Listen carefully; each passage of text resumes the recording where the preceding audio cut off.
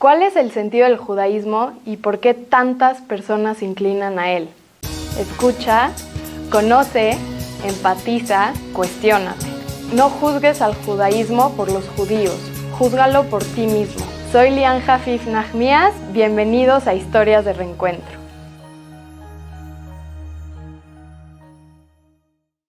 Hola amigas de TUEM, bienvenidas a la segunda temporada de entrevistas de Historias de Reencuentro. Este programa es muy emocionante porque entrevistamos a diferentes personajes que se fueron acercando a su judaísmo de diferentes maneras y que han logrado integrar la Torá en sus vidas de maneras extraordinarias. Les quiero confesar que el día de hoy estoy muy nerviosa y entusiasmada de entrevistar a uno de los personajes que más admiro en la comunidad judía de México.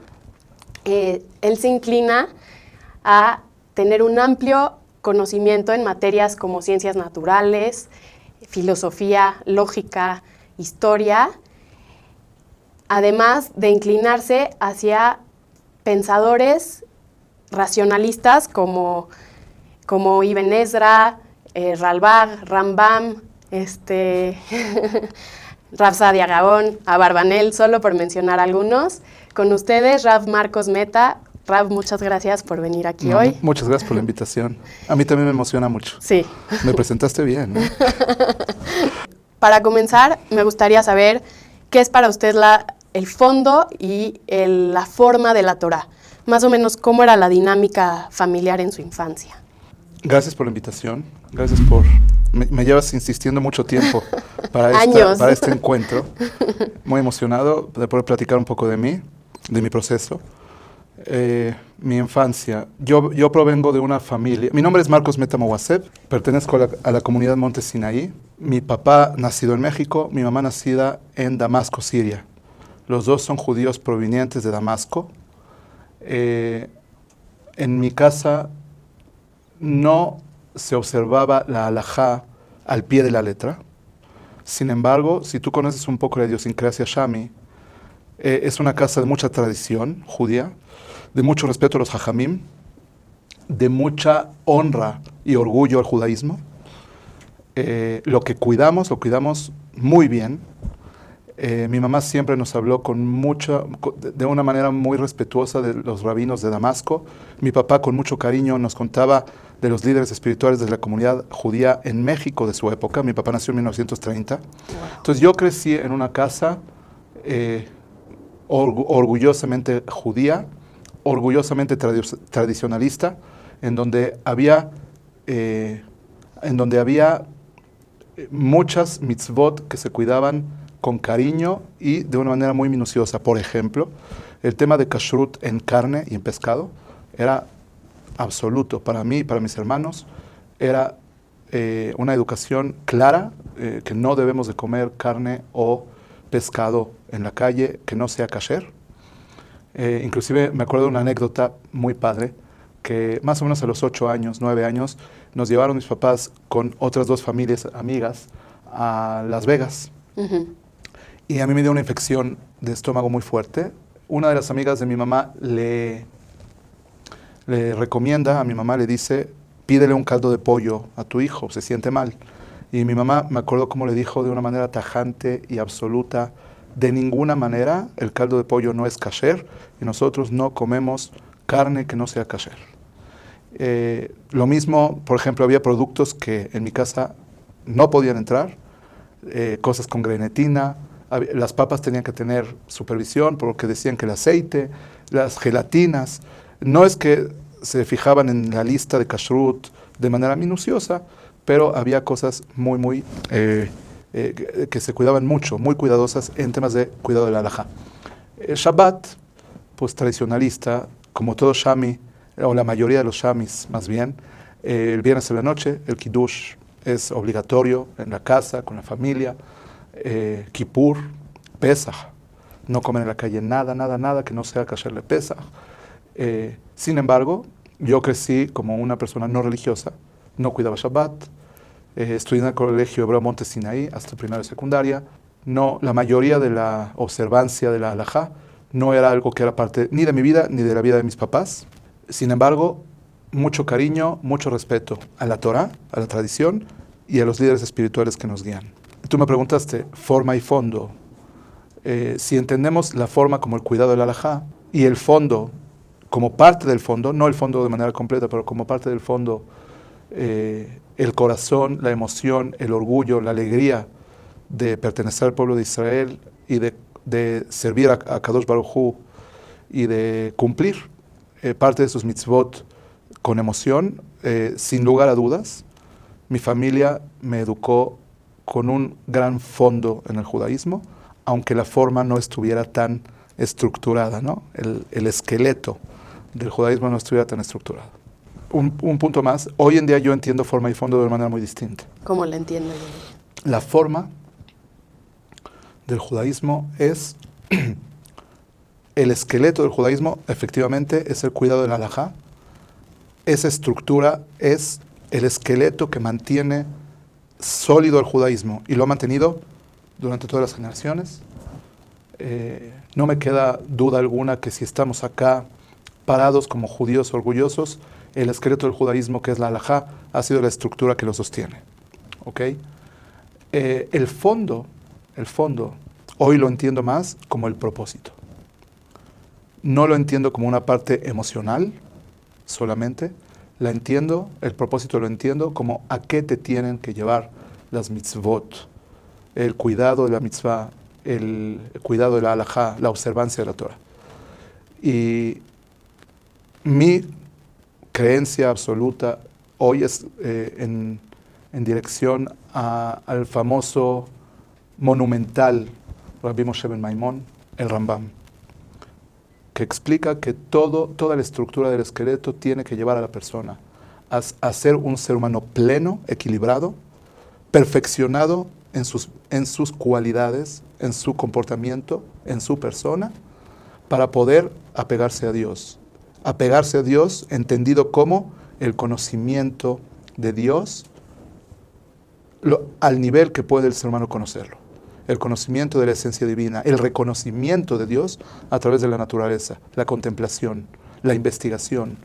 Mientras más profundice la persona en la naturaleza y analice la creación que Dios hizo, puede conocer más la grandeza, la sabiduría, la perfección y la esencia de Dios. Nunca hasta el final, somos seres humanos limitados, pero el cumplimiento de las mitzvot tiene como propósito, cada mitzvah es un área de perfección en el ser humano que te tiene que llevar al apego, al debekut, al apego a Kadosh Baruj Hu, y al apego a Kadosh Baruj Hu significa reconocerlo, reconocer su esencia, su sabiduría, lo más que puede el ser humano reconocer. Ese es hoy para mí lo que tú llamarías fondo, el fondo de las mitzvot. Tocar fondo es no solamente hacer una mitzvah con alegría. Yo no creo, hoy no lo percibo como fondo, lo percibo como una parte de la forma de la mitzvah. El fondo es hasta cuánto estás logrando el propósito de la mitzvah. Concebir a Dios, palpar a Dios, reconocer a Dios y tenerlo presente en tu vida. ¿Y cómo llegó a esta conclusión? O sea, me imagino que obviamente estudiando a muchísimos rabinos, estudiando mucha Torah, etcétera, pero me imagino que la base tuvo que haber una cierta curiosidad o desde que decidió también moverse de escuela. O sea, ¿qué pasaba en su mente en esa época para buscar cada vez más este acercamiento de esta forma a Dios? Yo siempre fui una persona que le gusta la parte intelectual. Me acuerdo que inclusive tenía un tío que medio se burlaba de mí y me decía Einstein, porque era una persona muy curiosa. Me encantaba investigar, me encantaba ver documentales de ciencia, me encantaba leer, me comía las enciclopedias que mi papá me traía a la casa. Mi papá siempre, no sé si tú te acuerdas, la enciclopedia Barça, que eran unos 20 tomos así, los trajo a la casa y yo me encantaba devorármelos. Siempre traía libros de geografía, de curiosidades y me encantaba. Entonces yo era una persona muy curiosa y creo que mi decisión de apegarme a la religión vino también por la curiosidad intelectual. Creo que dentro de la religión, dentro del estudio de la Torah, encontré satisfacer, ese fue el motivante en ese momento.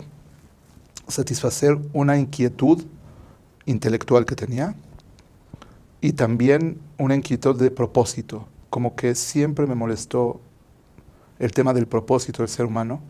Preguntas existenciales que me las empecé a hacer desde muy chico y sí me molestaban preguntas como ¿para qué estamos acá?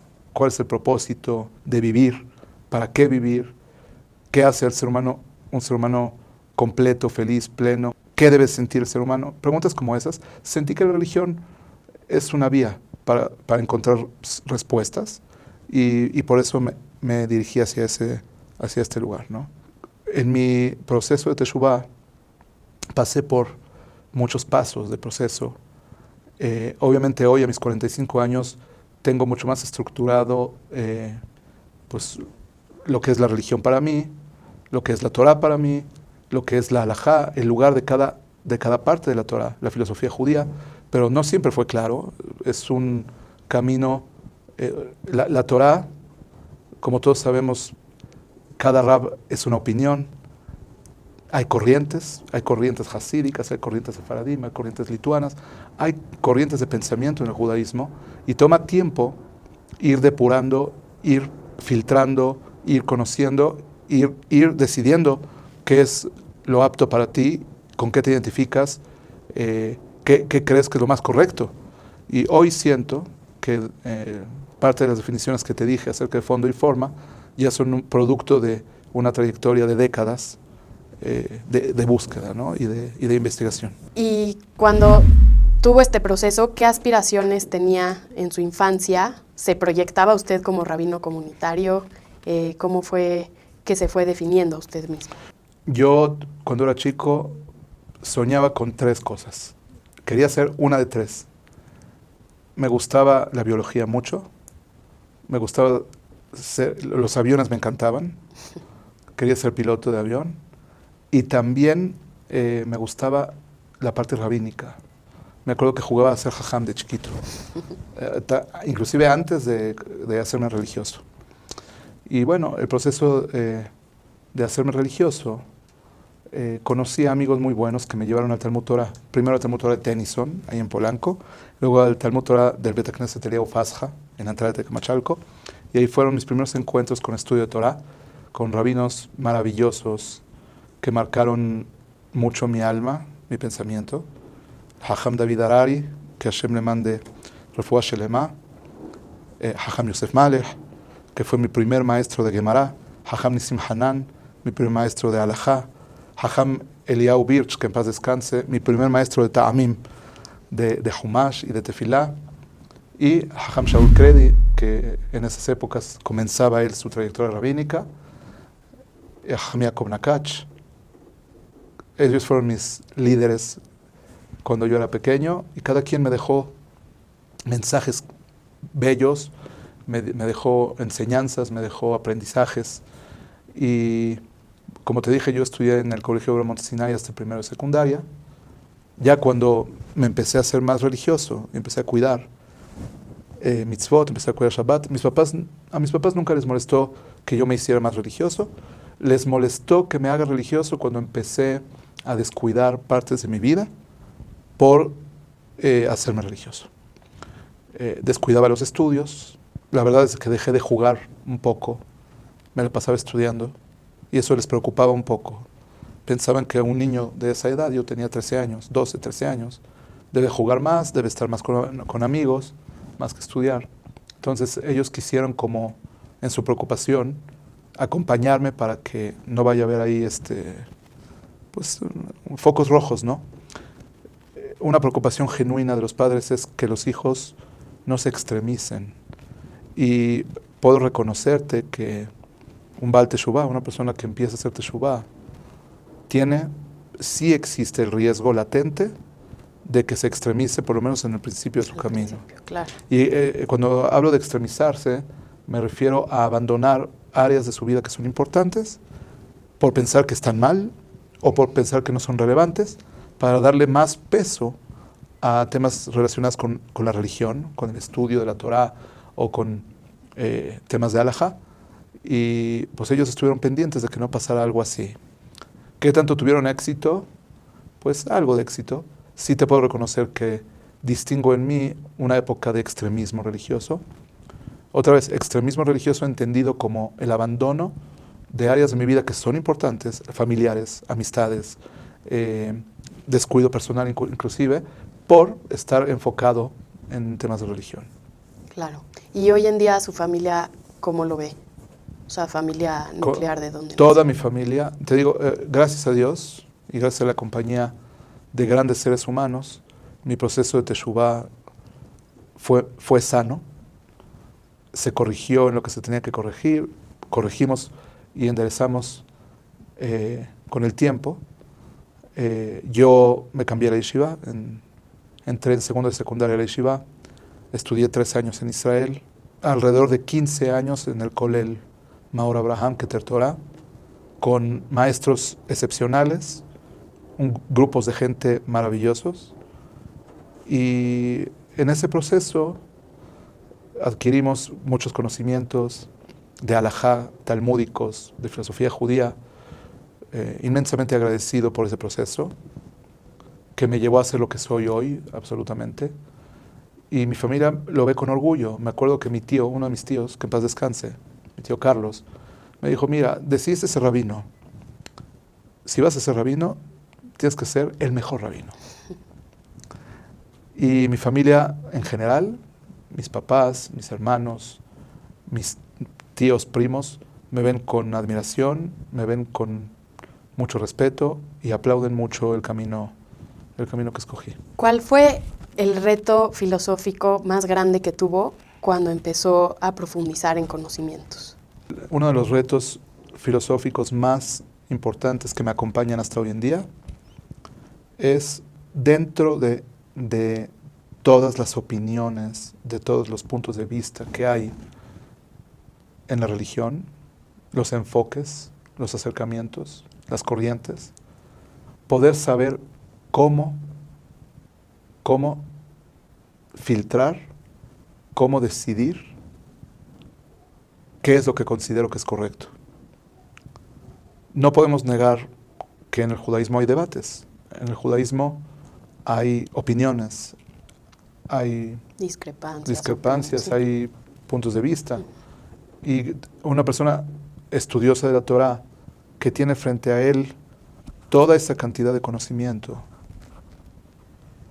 y toda esa cantidad de opiniones, tiene que tomar una postura en la vida. O por lo menos en algunas cosas seguro que tiene que tomar una postura. Y creo que el reto filosófico es cómo le hacemos para solucionar, para resolver la pregunta de qué es lo correcto, qué es lo verdadero o lo correcto, no sé cómo llamarle, para seguirlo, para enseñarlo, para difundirlo. Y hasta hoy en día me encuentro en lugares de confrontación acerca de cómo resuelvo en un debate quién tiene razón o quién tiene más razón, o por lo menos una pregunta más sencilla, más que la razón, una pregunta más sencilla, ¿qué es lo que debo de hacer de manera práctica? ¿Ok? Esa pregunta me acompaña tanto en temas de halajá, que ahí es más claro porque hay más reglas de cómo determinarlo, y en temas de filosofía judía, tremendamente, cómo Dios maneja el mundo, hasta cuánto el ser humano se tiene que esforzar en conseguir su sustento, su salud, etcétera, etcétera, y hasta cuánto la persona se lo avienta a Dios de alguna manera, y en general, cómo ve la Torah al mundo, cómo ve la Torah a la mujer, cómo ve la Torah el matrimonio, cómo ve la Torah la educación a los hijos, qué es el compañerismo para la Torah. En todas las preguntas que te acabo de decir, hay debates, hay opiniones, hay puntos de vista extremos, desde un punto hasta el otro. Lo sabemos. Y saber decidir, y saber distinguir, y saber tomar una decisión en función a un mecanismo claro de investigación o de depuración de información, es de las cosas más difíciles que me encuentro constantemente lidiando con eso. Y a nivel comunitario, más como su posición de rabino, ¿cuál siente que es uno de los retos más grandes en la comunidad? Me queda muy claro cuál es el reto, a mi punto de vista. Abolir la ignorancia. ¿Cómo hacemos para penetrar en las personas, para provocar inquietudes intelectuales y que quieran conocer? Que quieran saber de su religión, de su identidad, de sus creencias, quiénes son. Romper la apatía, romper la indiferencia, romper la ignorancia. Invitar a las personas a saber, a conocer, a estudiar, a leer, a ser gente leída. Creo que hay mucha apatía, mucha indiferencia en la comunidad en general, en mi comunidad y en otras comunidades también. Los chavos están muy interesados en divertirse, los grandes están muy interesados en su sustento y en sus familias, que todo es importante. Sin embargo, el interés de lo que es tu judaísmo es bajo en la mayoría de la gente. No digo que en todos, para nada. Somos una de las comunidades en México con mayor difusión toranit que hay en el mundo, por lo menos en la diáspora. Uh-huh. Y eso habla muy bien de lo que somos. Sin embargo, es un reto poder romper con la indiferencia, con la apatía, con esa falta de interés de conocer. ¿Cómo generas antojo al conocimiento? Otro reto que creo que es importante hablar de él tiene que ver con cómo hacer que las personas puedan hacer las preguntas correctas para darse cuenta que viven en la inconsciencia, que viven en automático. Uno de los puntos que para mí son clave en el tema de la no satisfacción personal, de la infelicidad en la que viven muchas personas, es que viven en automático, no son conscientes de lo que quieren, de lo que hacen. Poder despertar y enseñar a las personas a ser gente consciente, presente en su vida, presente en lo que hacen, en lo que les gusta, en lo que les daña, en lo que les hace bien. Si fueran más presentes en sus vidas en ese tipo en ese tipo de preguntas, creo que la ventana a ser personas más plenas estaría más cercana. Entonces creo que son dos retos.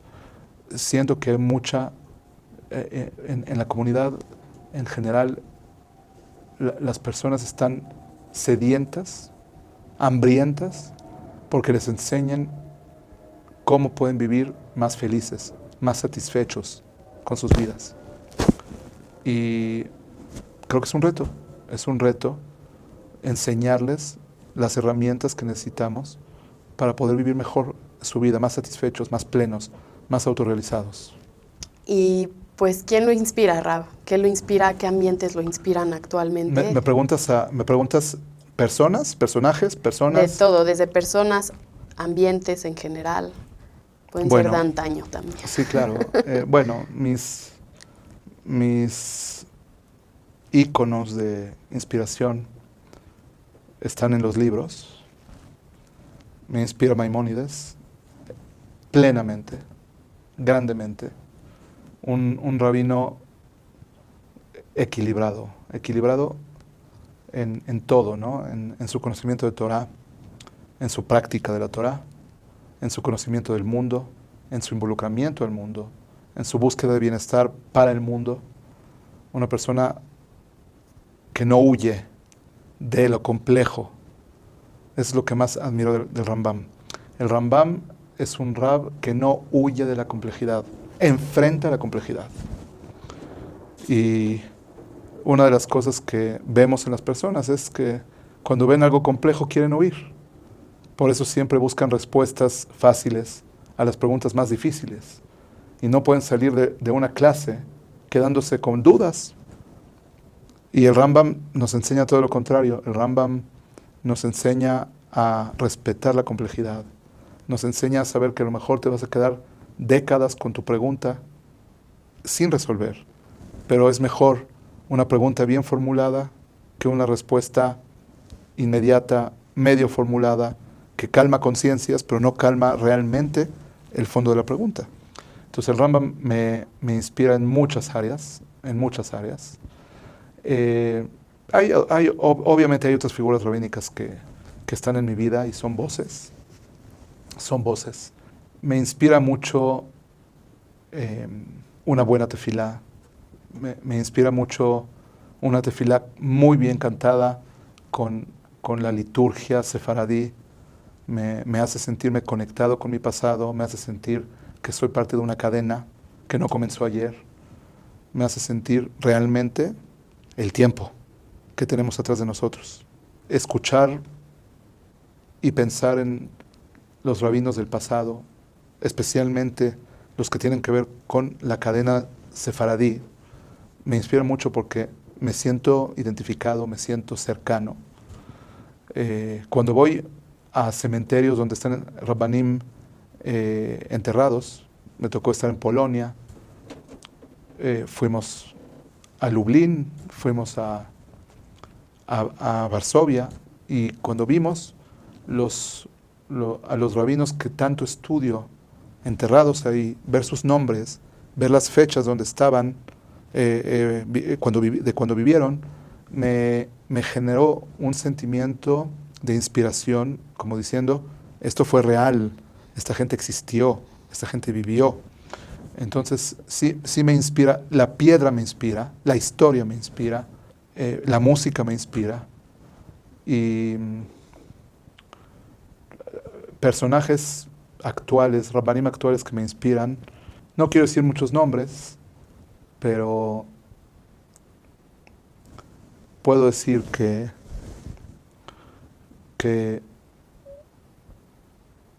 tengo a lo mejor 3 o 4 personas que rodean mi vida, que cada uno me inspira en un área distinta. No necesariamente rabbanim, tengo amigos que me inspiran por ser buenos amigos. Apenas tuve un tema médico, tuve que estar en el hospital 3-4 días, y tengo un amigo que no se despegó de mí desde que entré al hospital hasta que me fui del hospital, estuvo sentado junto a mí. Y él me inspira como un ser humano magnífico, que la amistad y el compañerismo son importantes para él. Mi suegro, que es el rabino principal de la comunidad Monte Sinai, también es una persona que me inspira. Me inspira porque es una persona que realmente ama a su gente y se preocupa como líder de que estén bien toda su gente. No se preocupa por un sector de la gente, se preocupa por todos. Siempre que piensa en algo, está pensando en todos, no en un sector. Y eso para mí es inspirador totalmente. Me inspira que sea una persona que deja que resbalen las ofensas. Yo no soy así, la verdad. Yo soy una persona que se toma más a pecho las ofensas de las personas. Cuando lo veo a él y veo una ofensa que si a mí me lo hubieran hecho, no sé qué estaría haciendo en ese momento, y él sencillamente le resbala, la deja ir. No hay despecho, no hay rencor. Seguimos trabajando, seguimos funcionando, seguimos relacionándonos con estas personas, aunque nos ofendan. Me inspira. Entonces, tengo muchas personas que me inspiran en la vida. Ya te dije algunas de ellas. Ya te dije unas situaciones que me inspiran en la vida. Mis hijos me inspiran. Mis hijos son mi gasolina para vivir al máximo la vida. Me inspiran mucho en temas de retos. Los veo crecer, los veo superar retos. Me inspiran mucho. Mi esposa me inspira ternura. Una mujer que se encarga de mí, se encarga de mis hijos, se encarga de la casa de una manera excepcional. Entonces me inspira a hacer las cosas bien. Muchas veces me imagino qué sería de mi vida si no estuviera ella junto a mí, arreglando todo lo que yo no puedo arreglar, haciendo todo lo que yo no puedo hacer de una manera excelente, tan bien. ¿Sí? Me inspira a ser una persona más perfecta, a hacer las cosas de la mejor manera. Muchas veces pienso, si la definición de inspiración es, te voy a decir mejor, ¿qué significa para mí inspiración? Es una vocecita que me dice, consejos de cómo hacer las cosas mejor. Esa es la inspiración. Y sí tengo esa vocecita de mi esposa aquí, diciendo, esto lo tienes que hacer mejor.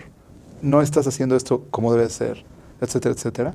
Entonces, esas son las voces que tengo. Mi suegro diciéndome que te resbale la ofensa.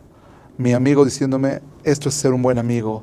Mis hijos diciéndome, los retos se pasan, papi, se superan. Mis maestros diciéndome, equilibra tu Torah, tienes que ser una persona mucho más conocedora, preocúpate por la gente. La verdad es de que la comunidad judeo-mexicana me inspira, porque hay una vocecita en algún lugar de mi cabeza que tiene etiqueta Comunidad Judía de México, y la voz que se escucha es una voz de ayuda a la gente. Somos una comunidad excepcional en temas de ayuda comunitaria. Somos una comunidad relativamente unida. Las estructuras que formamos en México nos mantienen en unión. Y esas dos palabras, unión y ayuda, están ahí en mi voz, en la voz interna de mi cabeza, etiquetada como Comunidad Judía de México. Mi país me inspira. Amo al pueblo mexicano, lo amo. Cada vez que sales de México, yo viví 1 año en Israel, no hace mucho. Me encantan los israelíes, me encantan. Pero en ese momento te das cuenta de las grandes virtudes que tenemos, que tiene el pueblo mexicano, que tenemos como mexicanos, en temas de educación, en temas de consideración, en temas de amabilidad. Realmente, estoy orgulloso de ser un ciudadano mexicano, de pertenecer a un pueblo noble como el pueblo mexicano, amable, atento, considerado. Y pues yo creo que si la comunidad judeo-mexicana está como está aquí, es gracias a lo que significa este país, ¿no? Y sí hay una voz interna que se etiqueta como México, que me dice cosas y me inspira, ¿ok? Mi sueño es que con el tiempo tenga el regalo de poder vivir 6 meses en México y 6 meses en Israel, y distribuirme entre lo que es México y lo que es Israel. Es un sueño medio dificilón, ¿no? Pero eso te habla un poco de dónde está mi corazón. Y en cuanto a valores familiares, ¿qué es lo que trata siempre de instruir en sus hijos? O sea, que siempre su corazón esté inclinado en eso. El orgullo de ser judío. Vivir el judaísmo con orgullo. Es algo que mi esposa y yo estamos de la mano y tratamos de convertir cada fiesta judía, cada evento judío, en una experiencia maravillosa para que los niños crezcan con un orgullo de ser judíos. Y si te puedo decir algo más, convertir al judaísmo en una experiencia. Es un valor que estamos de la mano mi esposa y yo totalmente. El valor del respeto a la gente, sin importar si son religiosos o no son religiosos, si son judíos o no son judíos. El respeto al ser humano por el simple hecho de ser humano es algo que en mi casa permea, y creo que mi esposa está en la misma frecuencia que la mía. De ninguna manera vernos superiores a ningún ser humano. Tener orgullo de lo que somos, pero eso no implica superioridad, ni comportamiento de superioridad, ni sentimientos de superioridad ante ningún ser humano. Y eso es un valor que tratamos de inculcar en mi casa. El cumplimiento de la halajá. Yo siempre soy enfático con mis hijos. No importa cómo te vistas, no importa cómo tengas el pelo, no importa dónde trabajes o cuál sea tu profesión, el Aleph Bet, el ABC del judaísmo, es la adopción, la absoluta del esqueleto que es el cumplimiento de la halajá judía. ¿Por qué? Porque yo creo que es el trampolín al fondo de las cosas. El esqueleto es el trampolín. Entonces, que les importe ese punto, ¿no? Que les importe el punto del cumplimiento de la halajá es un valor fundamental. Y creo que como último valor, que también es importante, es que volteen a ver a los demás. Tratar de despojarse algo de su egoísmo para voltear a ver a la gente. Y cómo podemos, cuando nos relacionamos con los demás, no relacionarnos desde un ángulo de qué necesito de él o para qué me puede servir esta persona, sino cómo podemos servirle a los demás también. O sea, las dos cosas, ¿no? Siempre una relación es bilateral. El tema de poder servir a los demás y qué necesitan las demás personas. Despojarse parcialmente del egoísmo, ¿no? Esos son los valores que considero que permean en mi casa. Últimamente soy enfático también en la búsqueda de Dios. Hay personas que buscan a Dios como su mayordomo. Necesito a Dios. Lo busco para que me dé.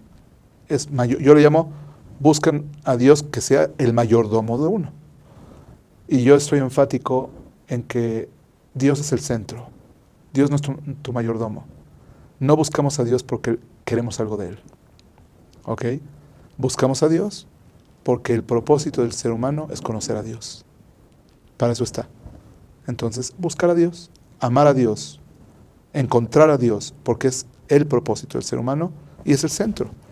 El humano moderno no le cuesta trabajo entenderlo, porque desplazó a Dios del centro. ¿Okay? Antes del Renacimiento, Dios era el centro de toda la humanidad. A partir del Renacimiento, el ser humano agarró a Dios, lo despojó, lo puso a un lado y se puso en el centro. Y por eso cuesta trabajo. Recurrimos a Dios cuando lo necesitamos. Y mi educación, mi valor, a raíz del Rambam, a raíz también de enseñanzas hasídicas y a raíz también de lo que la Kabbalah enseña, a Dios hay que buscarlo porque ese es el propósito del ser humano. Ese es tu propósito. Para eso vinimos, para eso existimos. Entonces, buscar a ese Dios simplemente porque es nuestra obligación, nuestra responsabilidad, es un valor que trato de inculcarle a mis alumnos constantemente y a mis hijos. ¿Y qué consejo le daría a esa persona que se está acercando a su judaísmo? Ten claro a ti, persona que te estás acercando a tu judaísmo. Ten claras tus motivaciones. ¿Por qué te estás acercando? ¿Qué estás buscando? ¿Qué quieres encontrar? Eso es uno. 2, no descuides en tu búsqueda ni tu persona, ni tu familia, ni tus amigos. Muchas personas cuando se acercan al judaísmo equivocadamente, abandonan o descuidan o su persona, o sus amigos, o su familia, o su entorno. No cometas ese error. Ten buenos guías. Ten una rúbrica para saber qué guías te están guiando correctamente, qué guías no son para ti. Y ve con cautela. Ve con cautela, no hay prisas. Paso por paso. A veces nos apresuramos y cometemos errores, o nos arrepentimos, o resbalamos. Paso por paso, pasos firmes. El judaísmo está hecho, es un regalo divino para aprender a vivir la vida. Si nosotros, por escoger nuestro judaísmo, no aprendemos a vivir la vida, o no aprendemos a cómo el judaísmo mejora nuestra vida, entonces nos estamos perdiendo de una esencia muy importante. Por eso siempre pregúntate cómo el judaísmo está perfeccionando mi ser. No se trata de placer, no se trata de vivir la vida nada más, se trata de una vida perfeccionada, refinada, equilibrada, entre lo material, lo espiritual, entre lo placentero y lo responsable, entre la búsqueda de propósitos, la autorrealización, el propósito divino. Son muchas cosas. Entonces, Esos son los consejos que le diría a las personas. Estoy hoy, después de una trayectoria de, podemos decir, 28, más 33 años desde que di mi paso de Teshuvah, puedo decir que festejo que conocí la Torah. Festejo porque siento que la Torah ha aportado mucho a mi vida. Y puedo decir sin temor a equivocarme que para poder entender cómo el cumplimiento de mitzvot, la filosofía judía y la filosofía de la Torah suman a tu vida, no es un tema de un año, no es un tema de 2 años o de 3 años o de 4 años. Es un tema de mucho tiempo. Es un tema de mucho tiempo en el que volteas a ver hacia atrás y dices, esto me construyó, esto me hizo bien, ¿ok? Que puede haber resbalones y puede, el Talmud en el Tratado de Kiddushin habla de un tipo de Torah que es venenoso. La Torah, la Gemara le llama Sam Hamavet. La Torah puede ser veneno. Cuando tu Torah no tiene las intenciones correctas o no tiene el mecanismo correcto o no tiene los pasos correctos en tu camino, la Torah puede ser tropiezo para ti, la Torah puede ser veneno. Y yo rezo para mí que no me pase, que la Torah no se convierta en veneno para mí, que la Torah sea lo contrario, una pócima de vida, como le llama el Talmud. O sea, el Talmud es claro en que las personas pueden en su camino, en su selección toraní, pueden caer en temas de samamavet, de veneno. Entonces, qué cautelosos y qué cuidadosos tenemos que ser para que esta Torah no se convierta en el veneno del ser humano. Ejemplos. A veces las personas justifican sus inmoralidades con Torah, justifican sus matanzas con Torah, justifican sus ofensas a otras personas con Torah. Como dijo el gran rabino Jonathan Sachs, que en paz descanse, de bendita memoria, la mayoría, él tiene un libro que se llama Not in God's Name, no en nombre de Dios.